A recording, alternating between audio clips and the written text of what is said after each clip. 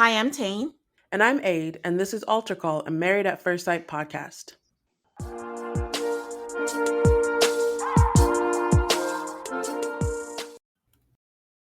Hello, hello. Hi, everybody. Welcome to MAFS Season 17, Episode 5. Hi, Aid. How are you doing? I'm good. How are you? I'm all right. Been better, but I'm okay. A little under the weather, but I sound okay, right? You sound normal. Or maybe you just sound like I usually do. Yeah. So, guys, we have an episode. I know a bunch of you messaged, but we have an episode and it's here now. But do you have any housekeeping you want to share? This week, since we're coming at you a little late, we will not have after party on Patreon for let's call it last week's episode. We'll have this week's after party up on Monday as per usual. Um, there is a new episode this week, and we will have it out to you on time. Yep. Happy Thanksgiving, guys. But with that, Tane, what is going on in Maths land?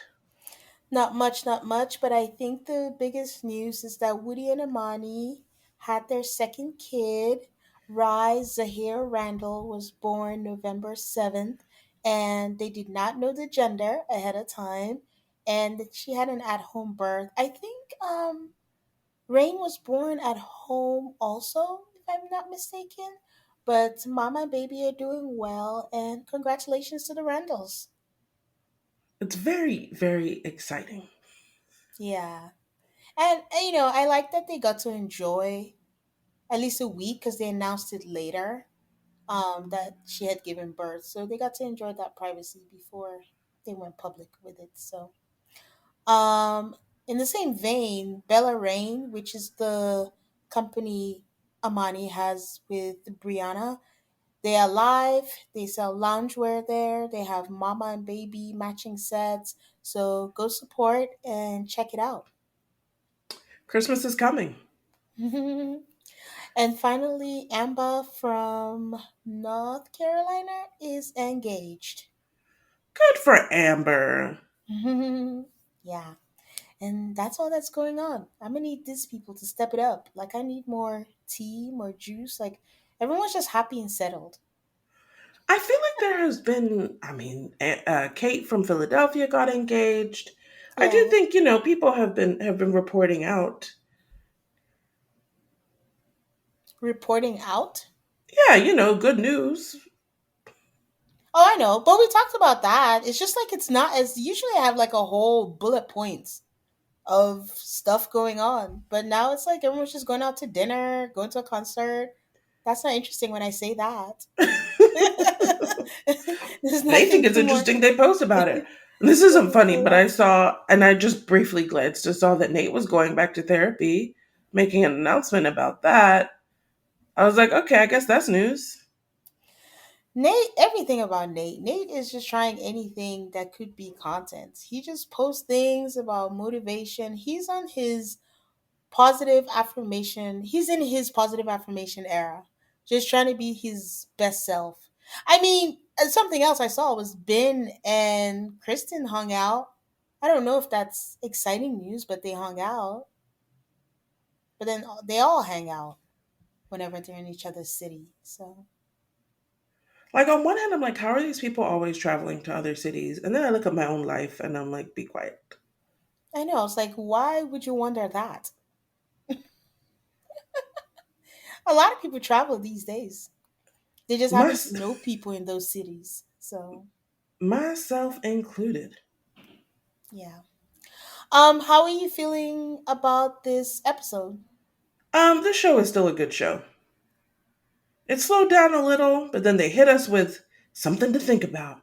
So I'll give it that. What did you think? I think it was good.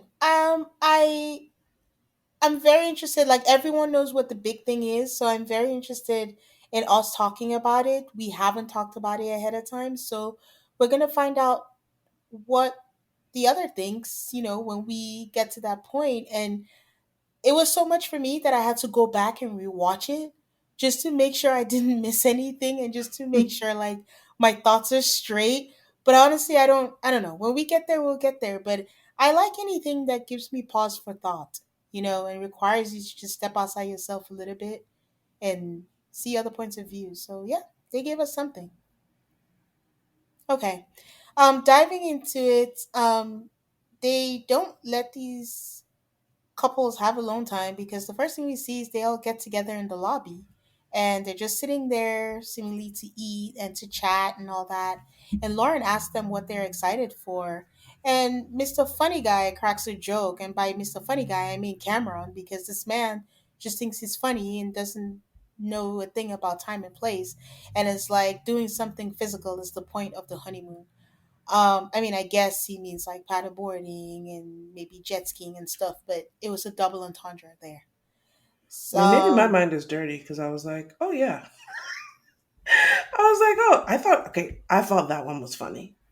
oh, okay.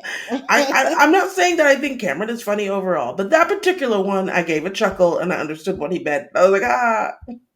I understood what he meant. I was just like, maybe I'm just over him at this point.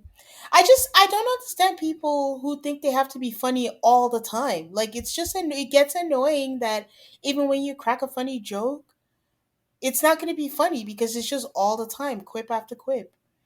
Um, Lauren and Orion say how great it's been and that she's physically attracted to him. Emily says that Brennan exceeded all her expectations, and he agrees also. Claire says that she and Cameron are very different people, but it works to their advantage, but they have a lot of learning to do. So Cameron says, yeah, that he can be a lot, but she's taking it like a champ. May your new husband never describe you that way. You're taking it like a champ, buddy. So, They're having some very weird like it's very I'm trying not necessarily politically correct, but putting the best shine on things is the best way I could describe what they are doing. yes, absolutely. And it's so funny because when you watch them, one person saying something, another person saying something, it's not necessarily wrong, but when they put it together in a conversation, it comes out just all wrong. And it's just always awkward. It's just unfortunate. I just don't think they're compatible at all. The So, quickness in which they're not compatible is like we're, a couple of days not even into the honeymoon and I'm like these two have no future. Just yeah, yeah. yep. Becca and Austin, they high five each other, basically just say they nailed it. They being the experts, I guess. Cameron said hearing Austin talk about Becca makes him jealous, and he's not sure why they're struggling and why they're behind the other couples. And I'm like, well, thanks for giving the producers what they wanted. Because I'm like, why would they land on their honeymoon and the first thing you want them to do is sit together and compare each other? Give them space. But Cameron gives them exactly, I think, what they were looking for. Like, hey, you're behind. You're not with the other couples. So, someone brings up sex, and Cameron says he's looking for the spark, and he's hoping that that spark happens in the honeymoon. And Claire is quick to add, but with zero pressure. Zero pressure. I've never seen anyone, that thing on Twitter where it's like, tell me without telling me XYZ. Tell me you don't want to sleep with me without actually saying that you don't want to sleep with me. This is what Claire is doing to Cameron. So maybe she hasn't actually said the words, but I can understand why Cameron is so confused as to where to move because everything her body language is saying is don't come near me, but then her words are like, oh, we're progressing, baby steps. So, unfortunate. Lauren says she would rather wait till they build it up and they get to the point where they can't wait to rip each other's clothes off. So we move on to Becca and Austin. They wake up to some rain, and I just feel instantaneously sad for them. Listen, I know what the rain does for the world, the ecosystem, and all that, but rain just ruins everything for me. Like, once there's rain, unless you're like comfortably in your house or whatever, it just ruins everything. And your honeymoon, seeing rain, that's just sad. That just made me sad. So Becca said that Austin is equal parts weird, that she didn't ask for it, but the experts say that's what she needed and it's working. Austin thinks that they're a good balance of silly and serious, and he can't believe that he might just have met his one. I'm like, oh, that's so cute.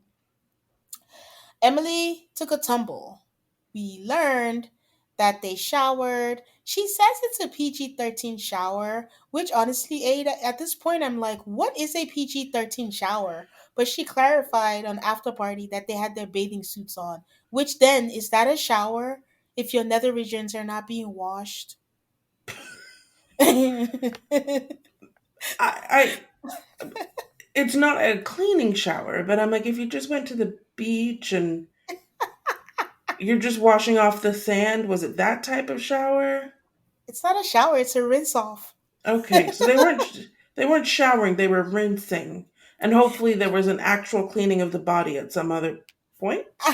Afterwards. I know. I mean, I was just happy that PG-13, because I'm like, okay, what is PG-13 in a shower? But that was clarified for me. But we see that she took a tumble, and I'm like, how accident prone is someone? Because now she took a tumble in the honeymoon.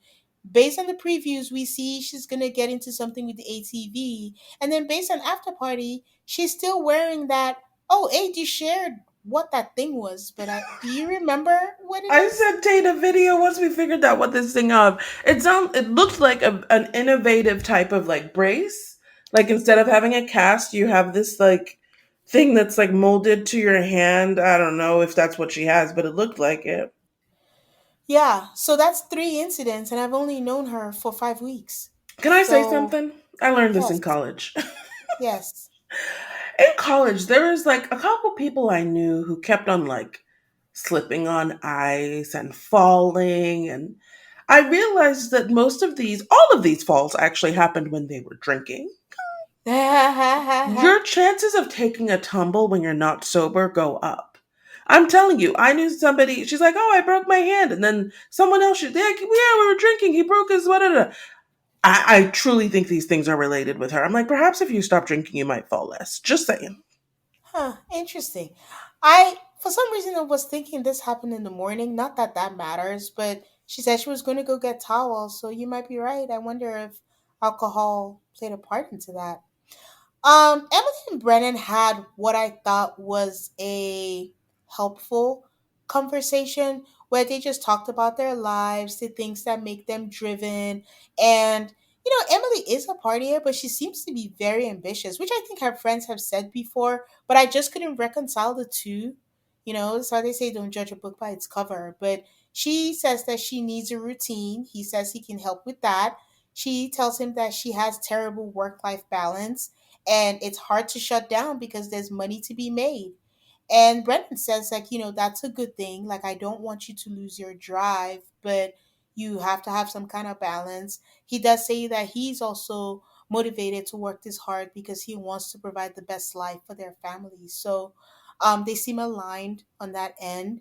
Um, she says she's bad at budgeting, that she would like her money to go further. And he says after saying all that, she says she likes to eat what she wants, travel whenever she wants. And the next thing Brennan says is, I'm big on living below my means. Do you believe in that? I'm like, did you not hear what she just said? Like, I like to eat what I want, travel when I want, or whatever. She's like, yeah, I know my money could go further, but I'm open to you taking the reign on finances. So all in all, these two seem aligned. Like, I mean, they're not going to be exactly the same person, but they seem to share the same values. And as Emily never forgets to tell us on After Party, they're politically aligned. So that's good. I thought, and this is the second time this has happened, where her friend was like, oh, Emily doesn't know how to compromise.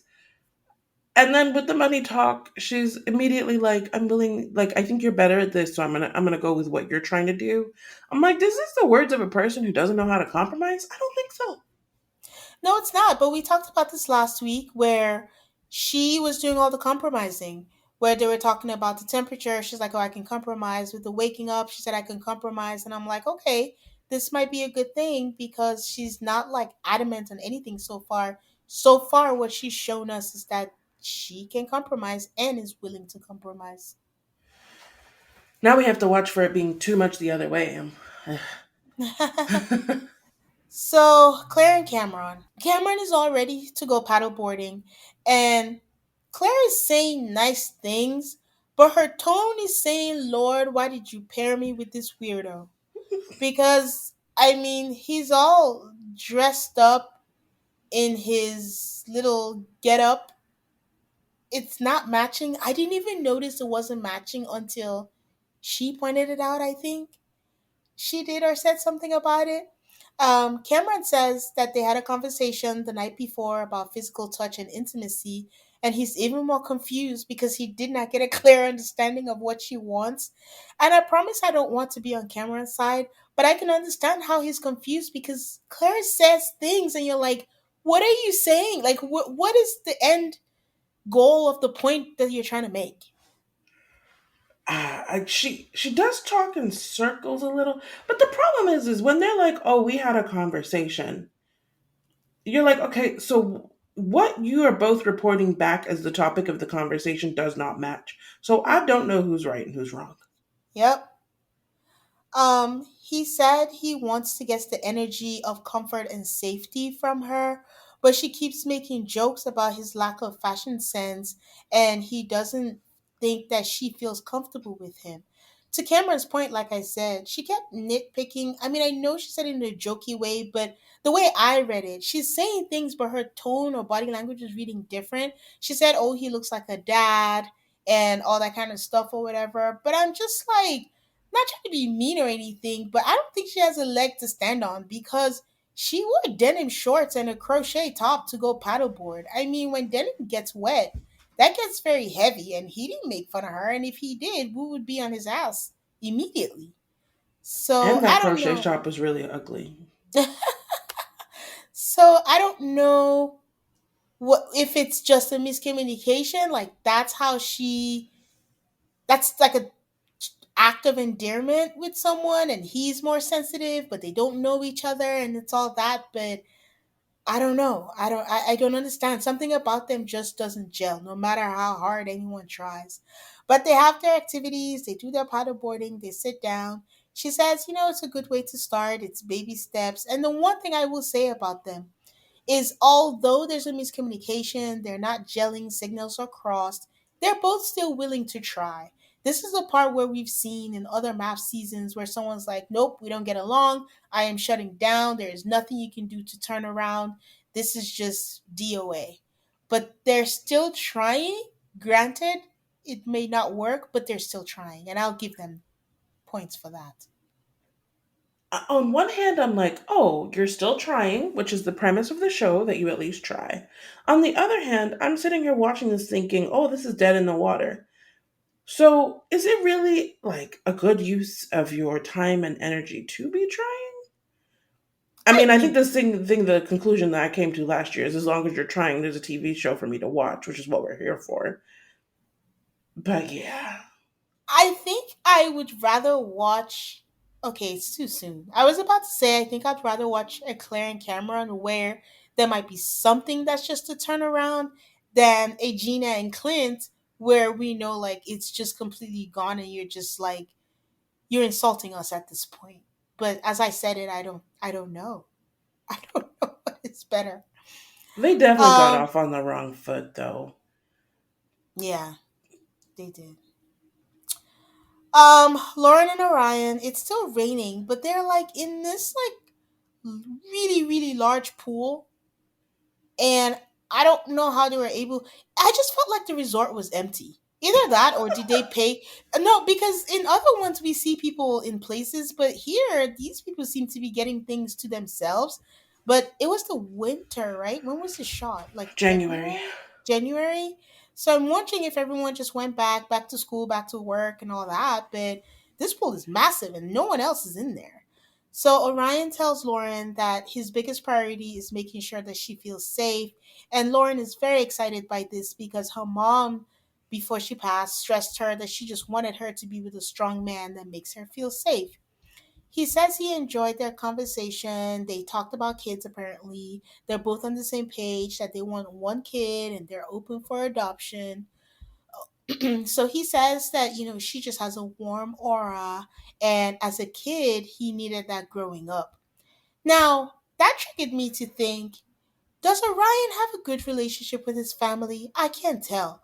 But him saying that, combined with the two times he's mentioned that growing up in a matriarchy, I think he said, and growing up just all around women, it was different. The first time he said it like in a negative way, so he doesn't like being told what to do. The next time he said that's what makes him feel empowered to be with a black woman. But then now he's saying like how warm aura was what he needed growing up, implying that he did not get that growing up. What did you think of that statement when he said that? We're still trying. I'm with you in that we're still trying to figure out. Was I think even answering the question, does Orion consider his childhood a good experience? Yeah, I'm still not sure, but leaning towards no. I think his dad leaving was, I think, a huge thing for him, as it would yeah, be for anybody. But yeah. I'm still waiting for Orion to answer the question, like, was your childhood good? Because what are you trying to make up for in this marriage? And My I don't say thing that with as a negative. It's just a question. For me, my thing with Orion is whenever he says things, I never completely either believe it or it feels like he's holding back. So it never really feels like I'm getting like the full story. To his credit, he might be telling the full story. I'm just saying that the way I read it, it never just comes out like he's telling the full story. So it's almost like whenever he answers a question, I just have more questions. I'm never like, oh, okay, that makes sense. I just always feel like I have more questions whenever he says things. I will say, you described a sequence where his position seemed to change very quickly. I think Orion speaks to his audience, which makes him a little untrustworthy, in my opinion. He doesn't come off as genuine. I think There we that's what go. we're both trying to say. Like whenever he says something, like I said, and again, guys, the caveat is he might be. I'm just saying it reads to us like, eh, it's not for like when he said, I get a paycheck, I'm financially, I'm like, are you really? I wasn't like, yeah, I believe him. Like I believe Steve. He could have been lying, but I was like, I believe Steve. But I don't know if Orion is telling the truth or not. So he does say that feelings are growing, the chemistry is growing, and it's nice to feel nice and to feel seen. They tell themselves that they are pretty good at this marriage thing, and I just clutched my pearls and said, "Oh no, they just jinxed themselves. It's too soon, honeys." Oh man, it's just like day 3 or 4 or something. And talking about we're pretty good at this marriage thing. Back to Cameron and Claire. They have a conversation, and Cameron says the more he sees the fun side of her, the more attracted he is to her. He finds her attractive and he likes her, and hopefully they can be more relaxed. The one thing I will say, I don't doubt that Cameron finds her attractive. The only time I question it is when she says things like, he said she's not what he physically asked And the only reason we know this is because of After Party, which kind of for. annoys me in my Cameron and Claire interactions. Like, I wonder if part of the reason why he doesn't feel, I don't know, welcomed or like he can initiate is because she's still holding on to, you told me I wasn't your type. I'm still waiting for Claire to take a deep breath out. The Claire that I've watched for the first 5 episodes is still holding her breath. I need this woman to relax. So if I'm feeling that through the screen, what is he seeing in real time? But like And even on After Party, it's months later and she's still not relaxed. I don't think Claire yeah, can relax that's in true. front of a camera. Okay, that's true. But then here's my fault with the producers. If he actually said this, ask him or prompt him in a question like, is this what you wanted physically? Does Claire meet your physical expectations? And let us see what he says. Did you tell her or whatever? We don't have to see the questions. That's what they do all the time. Why haven't they prompted him in that direction? So there is an awkward silence. Then he asks, is there anything you want to know about me? And and then he follows up with like, oh yeah, you mentioned that you're still in school. And she said, yeah, that she's in her last year of her master's, which made me think like, so I thought she was a therapist, so I don't know. That's a doctor, right? Or No, you no? could be a I think she's working on her LCSW. a licensed clinical social worker, which means you're a therapist. Oh, okay, gotcha. And she's in her last year of her master's. And then she goes, and you fix bikes, right? Like, how does that work? Like, I mean, do you get bored? Like, isn't it repetitive? I don't know about you. I read that as condescending. I don't know if it's because she's uncomfortable, but I don't, that could fit into any job. Like, if you are in front of a computer and you send emails and you're like, oh, how about you? You do business, right? You just crunch numbers every day. Isn't that bored? Doesn't it get repetitive? What job is not repetitive? Even I, as an actor, that's exciting. You read lines every day. You take takes every. I don't know. I didn't like it. I got vibes that she looked down on his job. And she was like making him justify why his job is a real job.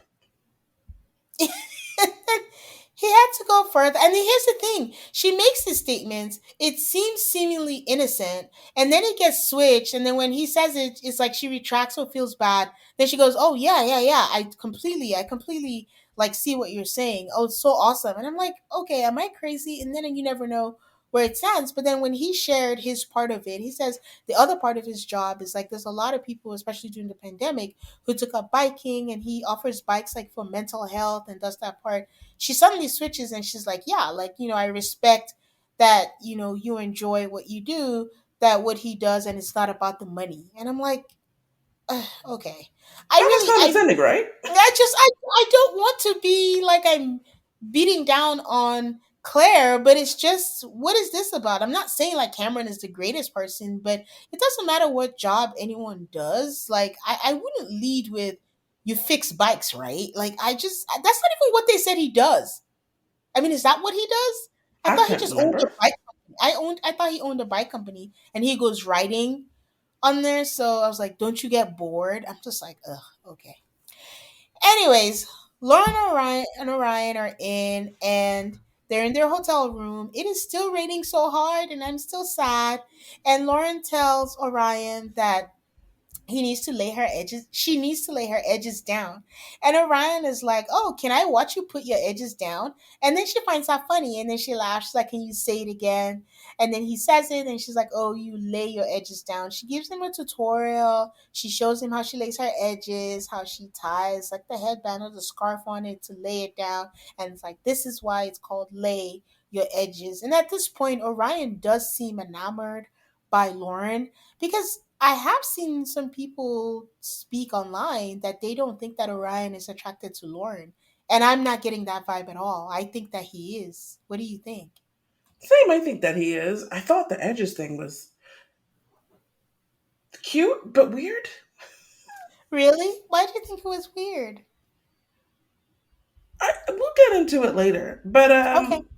it's going to be part of our second Lauren and Orion topic. Okay. Um, Orion gives, well, I guess I'll do it now. Orion gives a very like, oh my God, you're black? I want to learn all about this black thing. And, like, do you see where I'm going a little bit, even? Um, yes, but it goes back to him not being genuine. It's like, do you really care? Are you doing it because you think that's what you're supposed to, like, oh wow. Like, put your like, again, and this could be my expectations on him. I just really thought he had more interaction and he would know what, like, this wouldn't be like the first time he's heard about edges.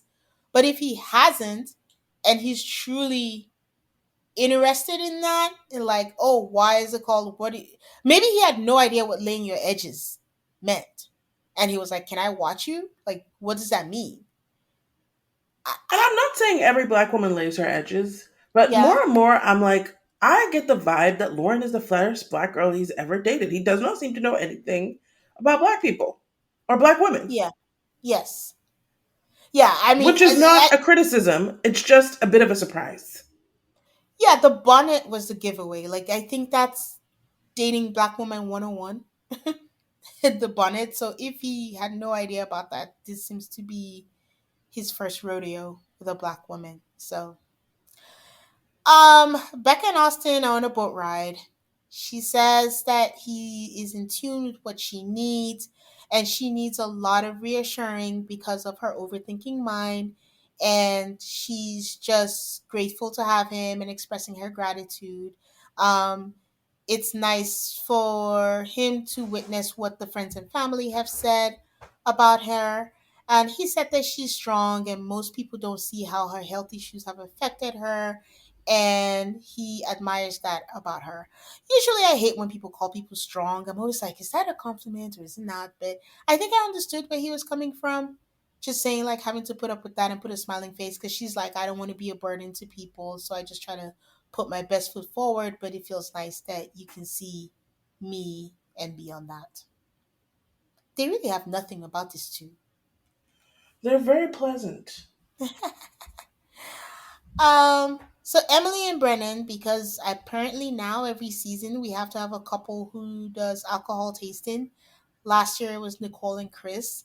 They take shots of mezcal, which I'm just like, is this not even a health hazard? That was a lot of shots that they took, and I didn't see any carbs beside them. I have no even. What is mezcal? It's just Uh, liquor, right? yeah, Is it a type of tequila? it's just it's made from agave, so it's not a type of, tequila is a type of mezcal. Okay. Yeah, yeah, so it's in the same family. Either way, it's a lot of alcohol. I think it's like 40%, and that's a lot to me with the many shots. But also, I'm a lightweight, so maybe I just can't handle it. But they took a lot of shots. She does a very terrible New York accent. And then she goes back to asking about partying. And she tells him how she was the huge partier, but it's all in the past. And then she goes, all in the past ish. And then Brennan, who I can never tell if he's scared or if he finds it fascinating. And then she goes, like, she's really emotional. He's like, he can be emotional, that he's sappy. They make jokes about it. He does mention to us that, he's glad they seem to be getting along. Once again, they have the same values. And he feels like when he was dating, he used to wonder if he was just different. But with Emily, he feels like he can say something to her and she won't judge him, and she could just be himself. So, once again, these two going on strong. And we'll take a break right now and we'll be back. Life doesn't happen bi weekly, so why should payday? The money you earn can be in your hands today with EarnIn. EarnIn is an app that gives you access to your pay as you work, up to $100 per day or up to $750 per pay period. Just download the EarnIn app and verify your paycheck. Then access up to $100 a day as you work and leave an optional tip. Any money you access plus tips are automatically repaid from your next paycheck. If I needed something like EarnIn, I would use it. Make EarnIn a part of your financial routine and join EarnIn's over 3.5 million customers who say things like, when I think about EarnIn, I think about financial stability, security. It gives me a lot of peace of mind. Download EarnIn today, spelled EARNIN, in the Google Play or Apple App Store. When you download the EarnIn app, type in Alto Call under podcast when you sign up. It'll really help the show. That's Alto Call under podcast. Subject to your available earnings, daily max, and pay period max. See earnin.com/TOS for details. Earnin is a financial technology company, not a bank. Bank products are issued by Evolve Bank and Trust, member FDIC. This holiday season, you might be looking for nutritious, convenient meals to keep you energized on these jam packed days. I really enjoy Factor, America's #1 ready to eat meal delivery service. I've been eating chef prepared, dietitian approved, ready to eat meals that are delivered straight to my door. You all know that I'm a busy bee, and Factor has saved me time and helped me eat better during this holiday season. If you need an extra boost to support your wellness goals and feel your best, try Protein Plus meals with 30 grams of protein or more per serving. Some of us have to go back into the office, which means we have to think about lunch. Factor has you covered with lunch to go. Effortless, wholesome meals like grain bowls and salad toppers that are ready to eat when you're on the go. No microwave required. Head to factormeals.com/AltocallMass50 and use code AltocallMass50 to get 50% off. That's code ALTARCALLMAFS50 at factormeals.com alter call MAFS50 to get 50% off. Amazon's got the best deals on Black Friday. Oh, the best deals are on Cyber Monday. Friday comes first when it comes to saving. Monday's worth the wait for what you've been craving. Deals so good it'll feel like stealing. Real cool message, could you make it less appealing? What's with the beef? You can get that too. Why don't you call us? What's triggering you? Whichever day you're shopping on, you'll save a bunch at Amazon. On Black Friday, Cyber Monday too. So we come back, and Orion and Lauren are navigating themselves, maneuvering themselves into a hammock. It is It's hard. very difficult to get into a hammock. It is. It is very hard, and I was very proud of them because they sorted themselves out. It seemed very smoothly. Hmm. While they're in the hammock, they get served some sort of beverage, which I was like, thank God someone came over. And after you get into the hammock, you can't get out to go get a drink. They start talking about how this experience is crazy, but it feels natural, but it feels crazy. So they talk about that. All very positive. Perhaps they'll have Mexican food for dinner. Then they talk about gender roles. Lauren said she's very flexible. She says she wants to cook, but she's good with him cooking, and cooking is like a skill that everybody should have. But at this point, I actually thought to myself, has Lauren told Orion that she's bisexual? And the reason um, why is because this is a discussion about traditional gender roles and what they believe in. And Lauren and Orion both believe in some modified form of traditional gender roles, where he is the provider and she is a person who works but not provides. yeah. And she wants a man of the house. I honestly don't think he feels that strongly about it and he's just going with her. But he does feel strongly, I think, about providing. Mm. She says she doesn't want him to handle finances alone. And they have this like thing about the percentages. Like his, I guess, ideal percentage would be 80-20. But he also mentions that they're going to have to work towards that because I think as of this day, he's not in a position to be in an 80-20. Honest, if the money's not there right now, I'm like, what nonsense are you people talking? Yeah, because now you're just speaking hypothetically. How about we talk realistically right now? I thought I thought this was really bad. I'm like this. It was interesting that Emily and Brennan's conversation about money was very much grounded in where they are now, and Yeah. Orion and Lauren was grounded in aspiration, which of course you should dream together. But I was like, are you guys going to talk about exactly how you're going to pay bills when you get home? Like now, he lives with his mother. Yep. Do you have any recollection about him mentioning anything about the matriarchy again? In this part, I don't think so. Because I have a note, I don't know why I didn't get full thing, where I'm like, I think there's a backstory we don't know about Orion when it comes to being in a matriarchy. Because he must have said something, and I'm like, again? So, but I didn't write full notes, so. Orion says money is touchy, and I guess Lauren expressed like she was never going to bring that topic up. They must have had some sort of previous off camera conversation that was definitely initiated by him because she said, oh, I would never. Yeah. Then they talk about his manscaping. So she's like, so what is it like down there? And she asks if it's a jungle, and he's like, no, I keep it low and soft. For Christmas, his brother got him Manscaped. It's aftershave for the nuts, so he takes care of himself. They have a whole thing about what is the situation down there. Tane, what did you think? I just thought it was pointless. You're married now, just ask him to drop trowel. Honestly, that's just what. Save yourself this entire conversation and see for yourself. So that's what I thought.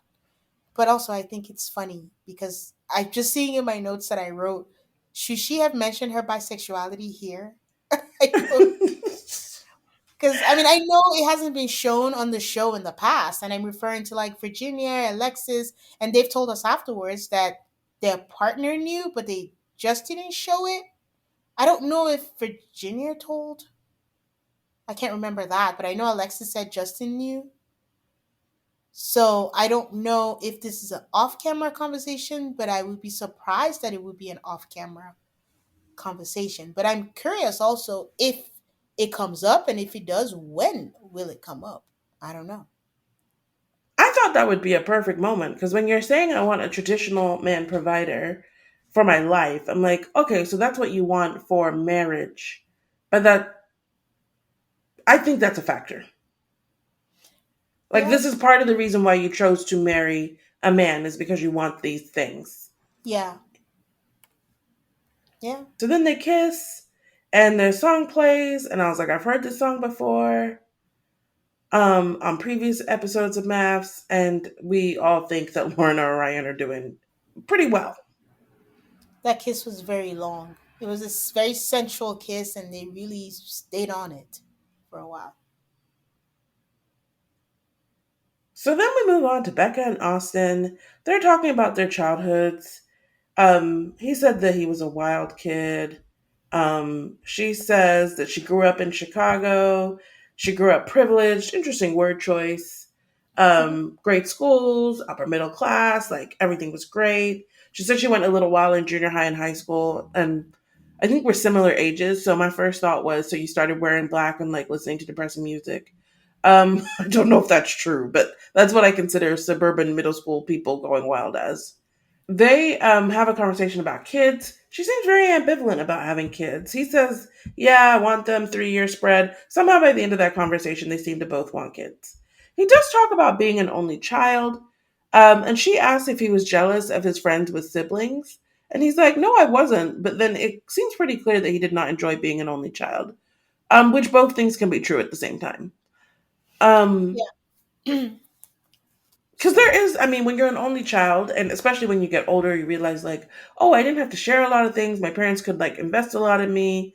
But at the same time, I mean, clearly he seems like he was a little bit lonely. So if he has kids, he would want them to have a sibling. Yeah. So I'm here trying to think of the meaning of ambivalence and if I'm reading it wrong. But if she wants to have kids because her partner wants kids, does that still count as ambivalent? Yes, to me. Okay. Okay. She doesn't seem to have any concerns about fertility if it relates to endometriosis or whatever, which I thought was a good thing. I thought it was an interesting thing that it wasn't discussed.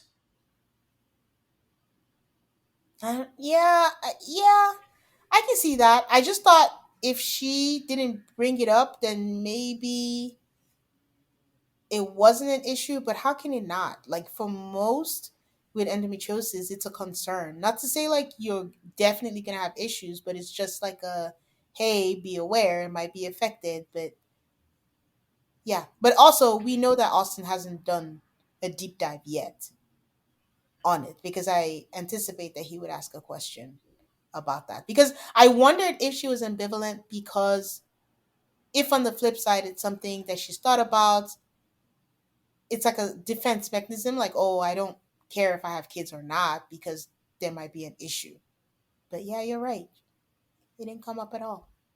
But then we don't know what's on camera and what's not, what's off camera. Editing, man. It leaves out a lot. There was one thing that Austin said that I thought was cute when she said, "If we were to have kids, how long do you want to have kids?" He said, "Not for a while. I have a lot of other things I want to do before I have kids, like date you." And I thought that was really cute. That was adorable. I have a lot of hope for Becca and Austin, and then I feel like a fool. I'm like, we're 3 days in, maybe. I don't Um, know. It feels like a setup. Like it's called a honeymoon for a reason. I mean, people fail in honeymoons, like we see, but it just feels like we want to invest in them. But it's like, should we? Can we? and I mean, when we look at them and then we move on to Cameron and Claire, we're like, yeah, yeah, might as well stay invested in those ones because these other two are not it. Oh God, they make my belly clam up. They just start, and I'm like, oh, what's next now? Supposedly they're on a date. Cameron is like, how is it? And she's like, I'm having fun. Look, if you ever have to say I'm having fun, you're not really having fun.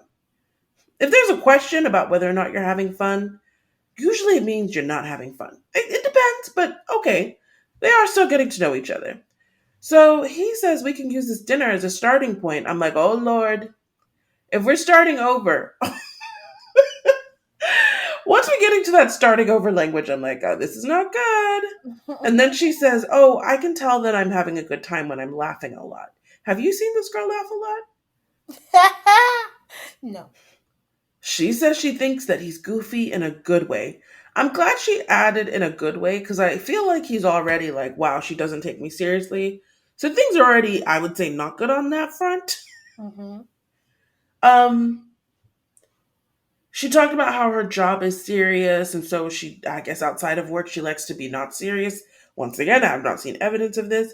Then she asked if he went to therapy, and he says he went as a kid. There's no follow up as to why someone took him to therapy as a child, because I would be curious to know why your parents took you to therapy as a child. I think that would be an important part of your history with therapy. Am I right We or are. am I wrong? You are right. We're on the same page. But I said, would it be out of line to wonder why he went to therapy as a kid? It just seems very specific. And we're also trying to put the pieces together about Cameron's family because, yes, they couldn't make the wedding, but I've just never heard him say, my family and I are so close. We've never heard him say that. Exactly. Um, So she honestly, this felt like I don't want to say an attack, but kind of like a challenge. Like Claire's like, well, do you think therapy's good? And he's like, yeah, I do. I think that if people need therapy, like I think it's a good thing, and we could probably all use therapy. I mean, it seemed to be the vibe of what he was saying. And then she's like, but why don't you go now? And he's like, I think I'm good. Is it me or asking someone why they don't go to therapy is pretty much an indicate like at the end of the day, therapy is a treatment. I know that we all are like, oh, everybody should go to therapy, whether they're good or they're not good. At the end of the day, the people who need it the most, and it is a limited resource, are the people who are having a problem. So I can understand if you feel like you're good, why would you just up and go to therapy? And like you can, I'm not saying you shouldn't, but why would you? I think he put it best when it was like, I don't see like therapy.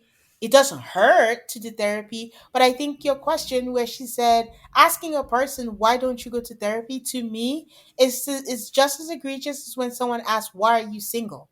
Like what the hell? How the hell am I supposed to answer that question? People don't go for many reasons. Like you said, not everybody can afford it. Not everybody is prepared. You have to be prepared. I think therapy has become like a buzzword where everyone just says, just go to therapy, just go to counseling. Just because you go to therapy doesn't mean you're going to be fixed. You still have to do the work. You still have to do the tools. If you're not mentally there and you're not going to do the work, don't just go to therapy for therapy's sake, just because it's what you're supposed to do. You kind of have to be ready for it and prepared to accept all the things that are going to come with it. So if someone's not in therapy, they're just not in therapy. Drop it. She I would. just, I felt like she was taking his lack of going to therapy as an attack on her profession.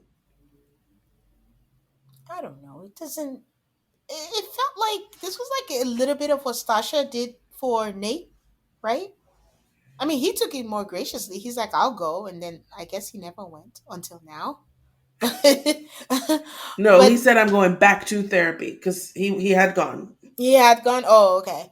But yeah, and I think this is my thing with Claire. It's like she's saying one thing, her intentions say one thing, her tone and body language say another. Because the question didn't seem like an innocent question, it seemed confrontational. Mm-hmm. And unless you put on your list to the experts, he must have already been to therapy. Why are you confronting him for never have gone to therapy? Yeah. Then they have another conversation that makes zero sense. Um, Claire asks if I think this started because he may have said, good things come to me without me doing things. And this, for some reason, set her off. Um, so he's trying to, this is the way I understood what he was saying. He's like, everybody gets opportunities presented to them. I feel like I've had opportunities presented to me, and I have taken advantage of them. She says Hmm. it's a privileged way of thinking. I think what she was going for is not everybody gets opportunities presented to them. Hmm. You've been presented more opportunities and you're privileged for it. Somehow she actually managed to sound wrong Because, because like I he was said, like, they both say things that make sense, but once it becomes a conversation, it turns into a hot mess. And then I'm like, what do I believe in? I don't know. he's like, sometimes to find opportunities, you have to have drive. I mean, I think the man was literally saying, I haven't worked that hard, but good things have come to me. I don't know if there's something wrong with saying that, if it's true. I went back and forth on this. I was like, if I had to pick, I think I'm on Claire's side only because, but it's only if you invert it. It's true. You cannot fault people for having good luck. But if I'm interpreting what made her so offended, I think it's that he's not acknowledging that there are people less fortunate than you, that you're not acknowledging that you're getting a leg up in these opportunities. And when he said that everybody's presented opportunities, she's like, that's a lie. That's not true. And him not acknowledging it is what set her off. Okay, you've managed to convince me to be more on her side than I was in this when I Yeah, was but watching. she's also asking for a lot. So I hear what she's saying, but you're on your honeymoon.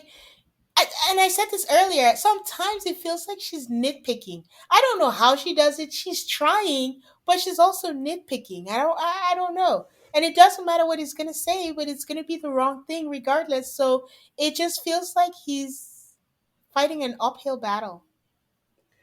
I did not feel he could win during that conversation. And then they lie at the end of it. And they're like, we can have healthy discussions and have them not be an argument. What I just watched was an argument. But Cameron says this word salad. Well, I think we're actually really similar, but we have different viewpoints. What? Anyways, when we come back, more couples will have more conversations. Color clashing is in, crochets are trending, and Y2K fashion is back. For who knows what reason. But your favorite drinks never go out of style with Drizzly, the number one app for alcohol delivery.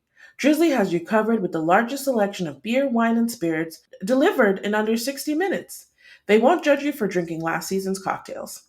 Maybe you can't be talked out of participating in the 2000s revival, but at least they can get you out of wearing those jelly platforms to the corner store. With Drizzly, it's easier than ever to find a timeless classic or shake it up with something fresh. Whether that means you're cooking a storm in the kitchen or looking for your next Netflix binge. Need something special to impress the trendsetter who has it all? Give the gift of drinks with Drizzly. Because you can't buy wine in the wrong size. It's a no brainer. Download the Drizzly app or go to drizzly.com. That's DRIZLY.com today.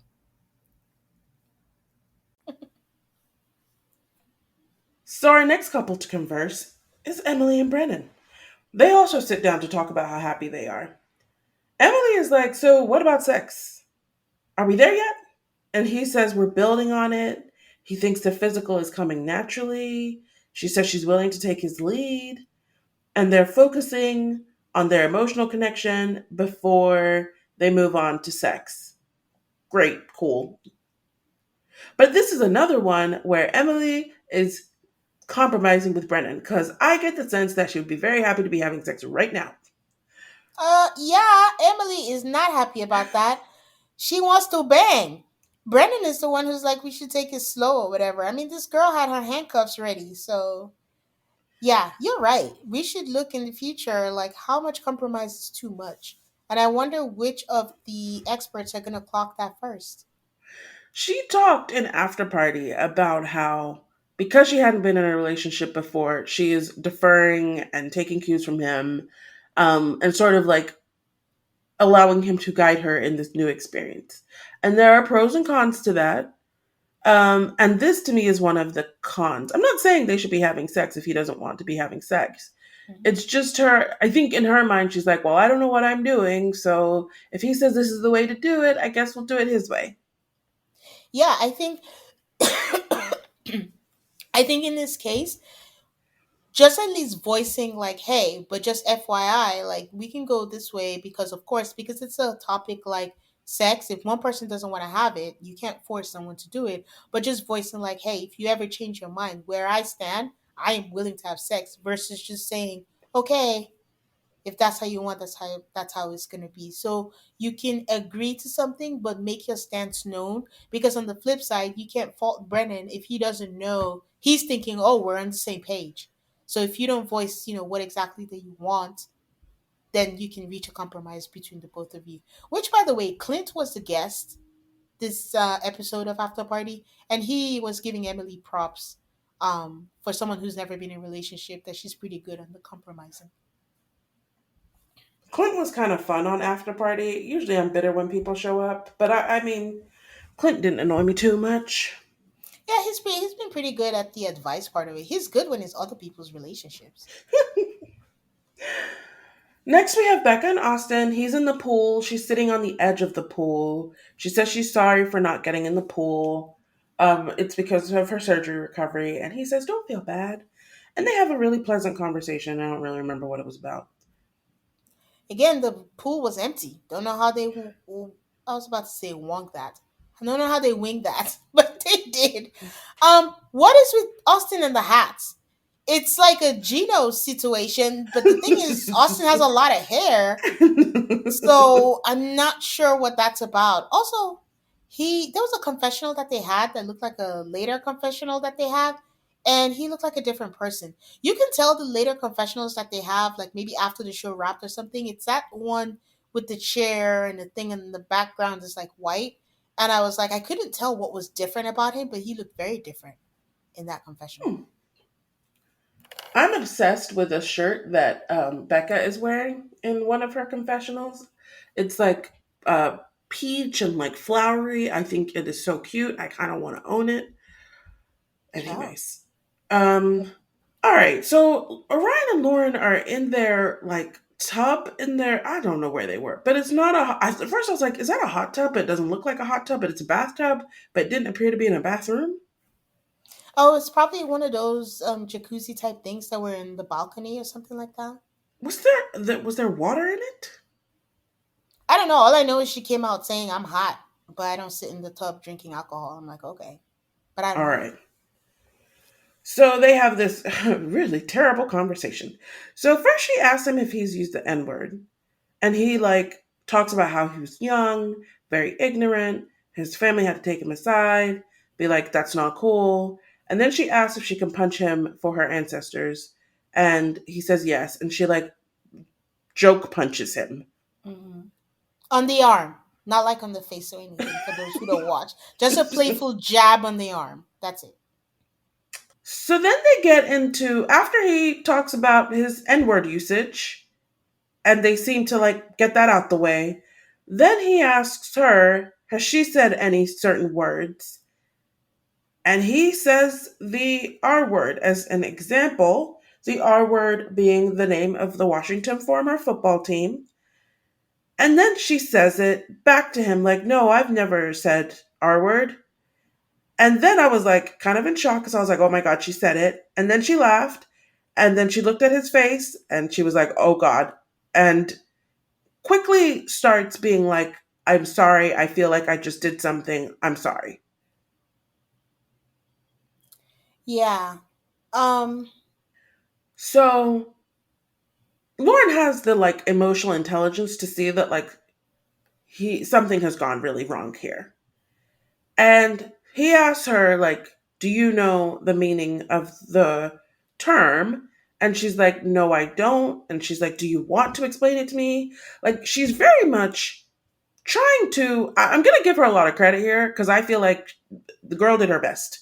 So she's trying to be like as sensitive and as understanding and like make as much space for him as possible. That is how I perceived everything she was saying. Tane? So okay. So the way I saw it, when she did say the R word, she said it when she said, "I've never used that word. I don't even know what our word means," and laughed. And then she looked at him, but I saw it that she laughed because she looked at him and she's like, "Oh, I just looked at your face." and I see that it's red, and she's like thinking that's what red skin means. And she thought it was like, oh, because you're sunburnt, because that's what she actually said, was like, I just looked at you and you were sunburnt, and I thought that's what it might actually mean. So I think it was just a completely unfortunate sequence of events, but she was immediately apologetic about it. So then Orion gives an explanation about what it means, and it's like when related to like scalping, Mm-hmm. which I was like, oh, I am learning something here. But I've looked it up some more, and that origin, I should probably not say that, but like everything I looked up says that it clearly refers to skin color. So I don't know where he So got this I'm story. glad you're saying no. I'm glad you're saying that because I looked it up also, and I couldn't find anything about scalping. And I was like, I'm just gonna leave this to Age. She's the smarter one because of all the things I knew, I didn't know about scalping. Again, not saying that he's wrong or anything. I'm just saying I wanted to know more, but I couldn't find anything about scalping relating to the origin of the word. So that was new to me also. So that's where, and then it just kept going. Then Orion started saying like it's the way you delivered it, and I was like, what is he saying? She really was just repeating back what you said. And then he says, she's like, you still seem like upset. And he's like, I am heated. And then she like, this is where she's kind of starts defending herself. I didn't know if this was the greatest defense. And she's like, I'm just very, do you see the way you're reacting to me when I said something? But when Cameron said something as a white man, you didn't seem to get that upset. So like, why are you reacting differently? Mm. I didn't know. What did you think of that? Oh, hey, this was. I'm not gonna lie. When she said it, I'm like, points are being made. But then when I took a step back, when I watched it again, and I'm like, okay, maybe her reaction means more because that's his wife. That's Mm-hmm. who he's gonna build a life with. But on the flip side, they've also known each other the same amount of days. And honestly, he laughed a little bit too hard with Cameron. Like, I don't Mm-hmm. understand why, even if you're not living a life with this person, you are going to be essentially, that's going to be your coworker. You can say, I know ignorance, but you could also be like, I would really respect if you don't say this again, especially after you tell me that you've used the N word before. Mm-hmm. And she gave you grace and just did like a playful thing and all of that. So yes, I understand the part. And again, not trying to minimize that because in he was saying that there's a difference between reservation and the R word. And I I think there is. I think that's a valid argument to make. which she acquiesced to and said yes there is. And you know, when she's like, I didn't call you that, I'm just like, oh, I said I realized. He was just like, you are minimizing that, and I just didn't like how it devolved into like your pain is greater than it. Just became a An I don't know. oppression off. Yeah, like who is more oppressed than anything? But ultimately my thing is, again, I can never tell the offended what level they should be offended or not or anything. She should absolutely not have said the word because in retrospect, if you hadn't, and the same way we're saying that he has never dated a black woman, or maybe I don't know if she's ever been that close to a Native American before to recognize that it's the same way she would feel if a non-black person was like the N-word to her face, like by using the R word. I don't think she realized that. But I think that in the same sentence of her saying, I don't really know what that means, or I don't know anything about it, I think is why she said it. Again, I'm not excusing her because we have said in the past, like, if you don't know certain things at this age, it's willful ignorance because there's a lot of information out there to go look it up. So I think to be safer, she probably should have just said, "Oh, I've never used that word. I don't even know what that word means," instead of actually saying the word, because yes, she doesn't know what it means. It doesn't hold as much weight, but it means a lot to him. But I think he should have just given her grace, because I'm trying to flip it. If he used the N word, what would be our reaction? If he said, "Oh, I don't even know what N word means," but it doesn't hold. I don't want to say it doesn't hold the same weight, because again, it should. I'm not going to tell anybody what kind of weight a Yes. term. You know what I mean? Yeah. Yeah. Okay, let's talk about after party because I also didn't enjoy that very much either. At the end of the day, I mean, I wouldn't say I was on anybody's side here. It was just really unfortunate, honestly, to watch. Um, but I really didn't love what felt like Keisha and Emily telling Orion how upset he should be when his wife uses a racial slur to his face. Yeah. I didn't like that. I didn't think that was something he should be confronted about. Um, I didn't mind them saying stuff like, "Oh, she was really like, did you understand that she was that it appeared to all of us that she was not trying to do anything bad, like she didn't have any bad intentions." I was okay with that question, but then I just felt like both of them just went a little too far. You can never, again, tell the offended how offended you should be and how quickly you should move on. You just can't do that. And then I think when Keisha was like, she's also a minority, and as a black woman, she's been through it and all that. But the same way I wouldn't expect somebody else to understand our struggle, it's the same way we don't understand what it's like to be a, A Native American man. I the same yeah, way I don't expect anybody to understand being a black woman. I would not expect anybody to understand what it's like to be a Native American man. I don't, yeah. I mean, we, every time we're like, we are so ignorant about this particular group of people. And our ignorance is not like something to be proud of. It's It's not an just the way it excuse. is. It's not an excuse. Not an excuse. Like I said, there's a lot of information out there that if you want to know, you will be in the know. Like, I just, that would have been a day one conversation with me. If I'm going to be paired with someone who's of a different culture, I'm going to be like, what are the do's, what are the don'ts, what are the whatever. I would have Googled up some stuff, because it's the same thing as, and which is why I'm just like, be careful what you ask for if you say that you're open to like an interracial marriage, because it's like what we say about 90 Day Fiance, where people want to marry people of a different culture but don't want to learn about the culture. So it, it was just unfortunate. I think it's the word that I'm going to say, because I completely understand Lauren's intentions. I don't think she had any bad intentions. I don't think she wanted to be disrespectful, but unfortunately she was. There's just no way to excuse the fact that she used the word, She you used the know? word. She absolutely could have chosen to say that word, but she did use the word because she didn't understand the weight that it holds, and that's just unfortunate. And we can't tell him not to be offended by that. The only thing, and I don't know if I'm, discrediting myself or what's the word, saying the opposite, but I just wish sometimes they would remember they've only known each other for days. I think he could have been as angry as he wanted to and given it some time. What I didn't like on After Party was he said that he gave her grace, but I don't think he did.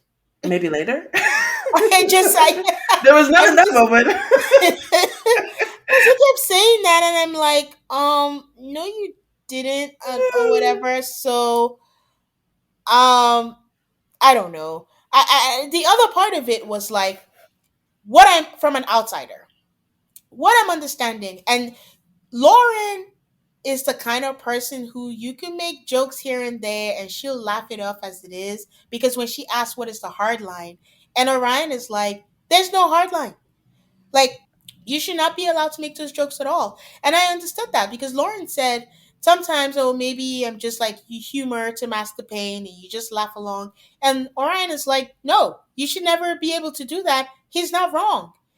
And I understand what she's saying because sometimes you just laugh to go along, but it's not okay to take the microaggressions or the anything. And he has no hard line, but they don't know each other. So they don't know that. Where I'm thinking where Lauren is coming from is like, sometimes where you make those jokes where some people make jokes like, oh, why people don't use seasoning when they cook or whatever. I think that Lauren would be the kind of people who be like, oh, you know how your people do, like, oh, you like mayonnaise or whatever. Those stereotypes or whatever. But Ryan is saying like there's no room for those jokes in my life.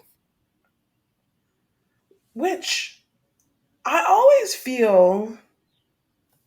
Look, the reason why we can make the white people seasoning jokes is because they're not the oppressed minority. Yeah, And but sometimes you can make those jokes within the black community, but if a white person said it, it wouldn't be funny anymore. I'm thinking again, they happen to be on camera, but I'm thinking there are some interracial couples who would have those jokes within Yes. themselves and they're okay with it. Like if they made a joke where someone would be like, oh, that's offensive, but because they know each other. So I think that's where it is where Lauren is saying, like, oh, so that's why she asked, where is your hard line?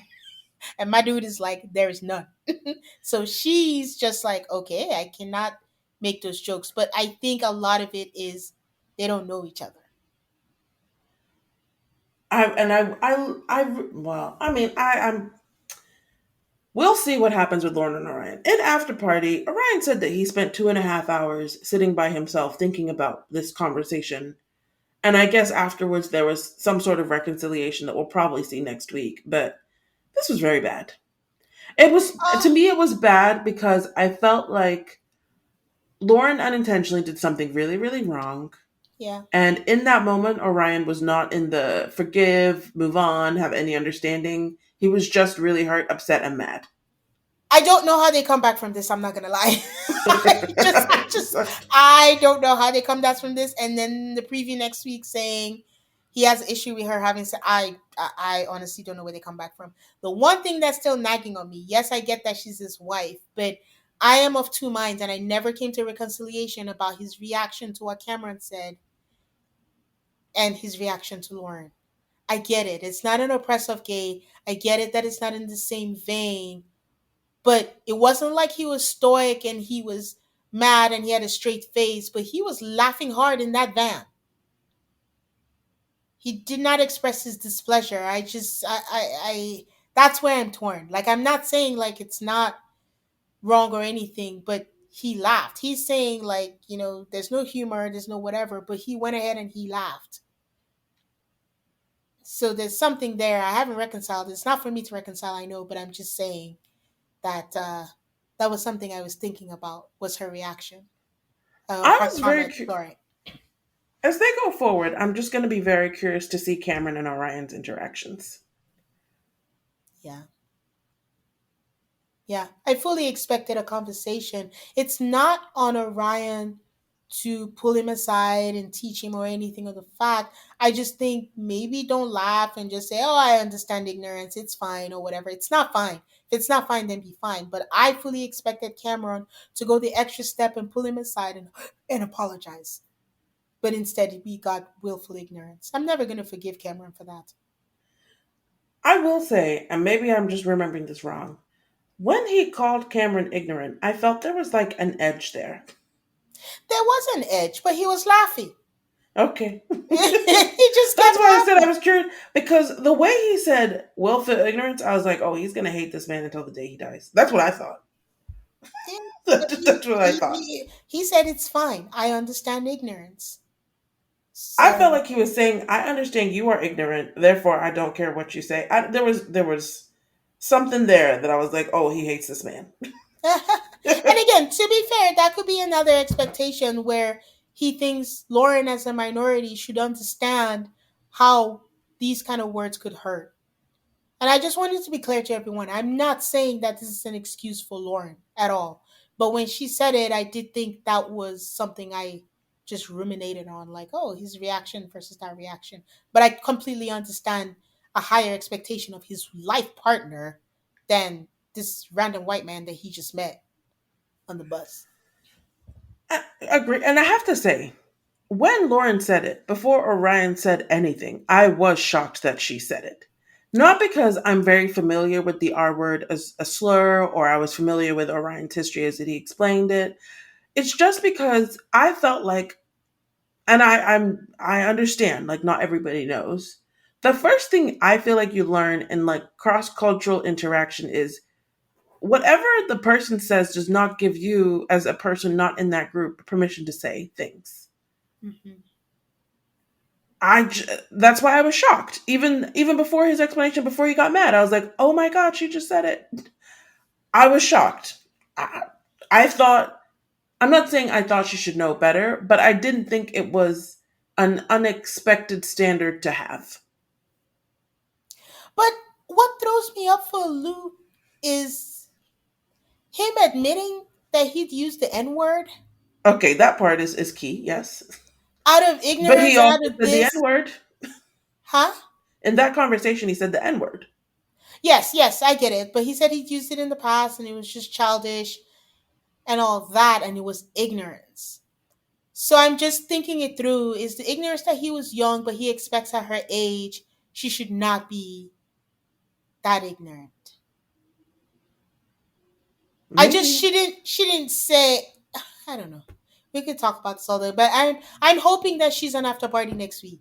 I don't know if they'll bring it up because I don't know what after party has become, but it it would be interesting.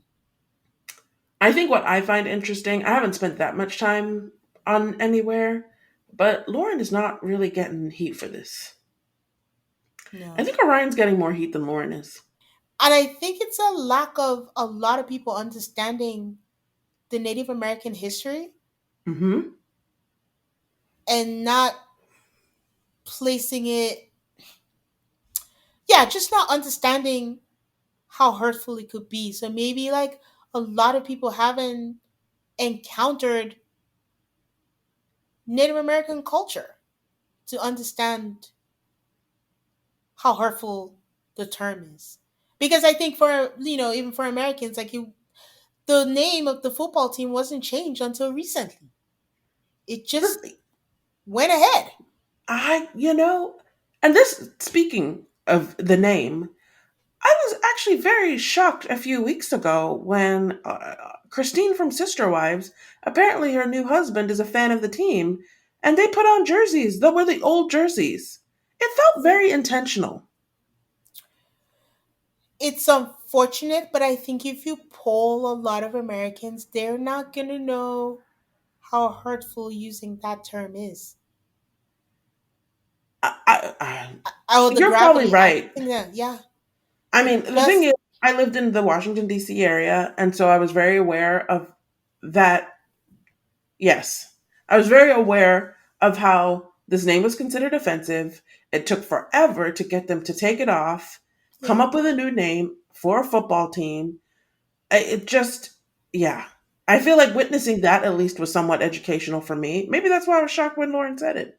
It was a whole battle. It was like nationwide news, actually, that this whole back and forth on what it was not going to be called. But I think that's why Lauren is not getting as much flack.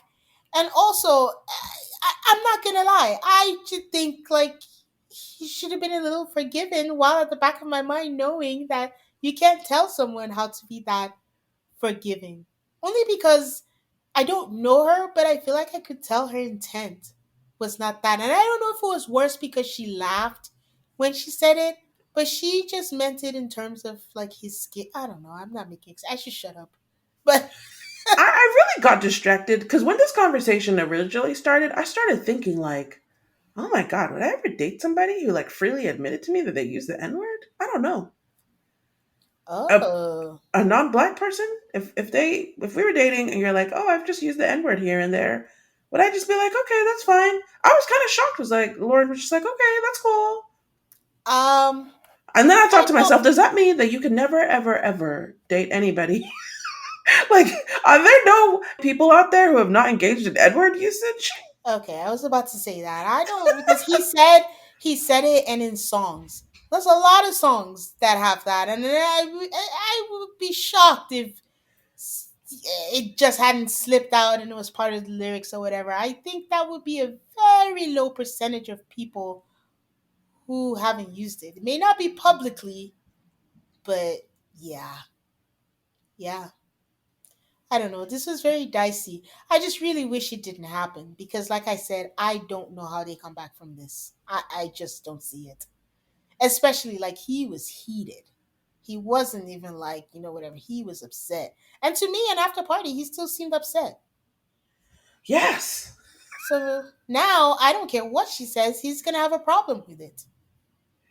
Basically, the minute she said that word, if he had a hard on for her, it's gone. There is nothing. He is soft. It's never coming back. But hopefully I'm wrong.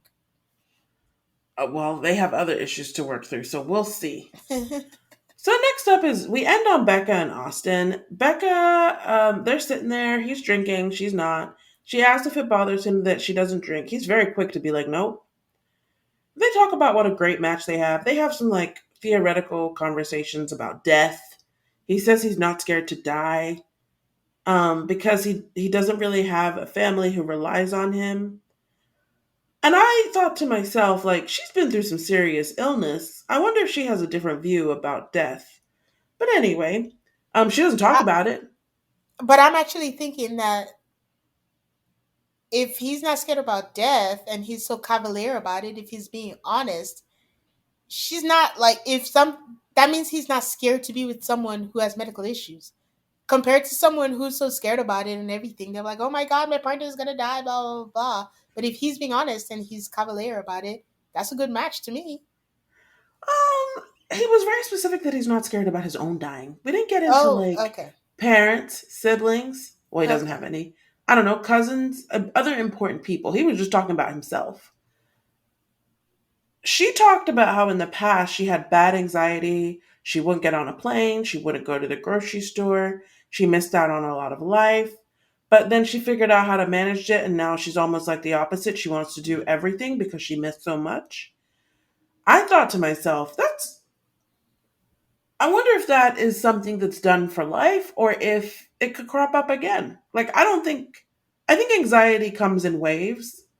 And I also think a change in life circumstances could probably trigger her anxiety again. Yeah, I think the thing about anxiety, it has no trigger warnings, so it just pops up. True, but she's like, oh, I have it very well managed now. And I totally believe her. She has it very well managed.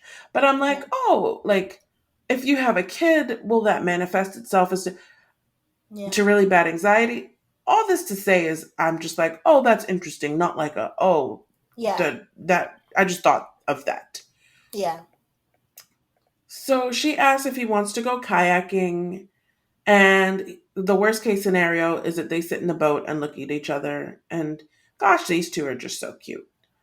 And I can't Hmm. remember if we saw them going kayaking in the preview or if they actually went kayaking in this episode. Mm, I don't know. Can she go kayaking? Because what if she tips over?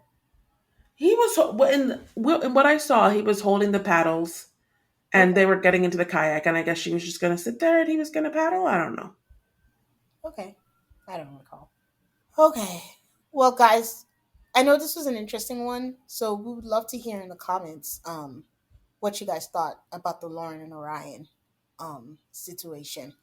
But Aid, who has your bouquet this week? I'm going to go ahead and give it to Becca. She didn't do anything spectacular or exciting this week. I just think she's cool and she didn't annoy me and she's having a great time with Austin. So you know what? I'll even give it to Becca and Austin just for being they're having hard conversations, they're having a good time. They're enjoying each other and learning about each other and I just enjoy watching them. Okay. Who has yours? Mine goes to Emily and Brennan. In between, like taking shots of tequila, having fun, I like that they had actual meaty conversations. They talked about the work life balance, they talked about finances, they talked about even sex, even though she may not have voice. But I think those are important conversations. Everything doesn't have to be always serious. So it was a good balance, and they just seem to be getting along just as well as Becca and Austin, actually. So yeah. Who has your burnt ashes? I hate to say it, but it's true. Orion and Lauren. Yeah. I feel bad giving them burnt ashes for having to deal with things in life that other people don't have to deal with. Yeah. But at the end of the day, I just don't think either one of them were their best selves or did the right things. Yeah. Yeah, it was a toxic stew. Who has your Yeah. burnt ashes? I'm just going to ditto everything that you said. It's just thinking about it just makes my heart hurt because it's just like I just want to take it back and wish it never happened because it's just sad. And Well, I'm mad that they made us sad. We had such high hopes for them. all right, guys. You can find us on Instagram and Twitter at AltarCallMAFS. That's ALTARCALLMAFS. We love hearing from you on social media, and like Tane said, we would love to hear your thoughts on this Orion and Lauren situation in our comments. We're available anywhere you listen to podcasts. Thank you so much for listening. Don't forget to subscribe so you don't miss out on any episodes. Give us a 5-star rating if you're so inclined on Apple Podcasts and Spotify. And don't forget, this week we will have the episodes on time. So look forward to another episode on Friday. Till next week, guys. Bye. Bye.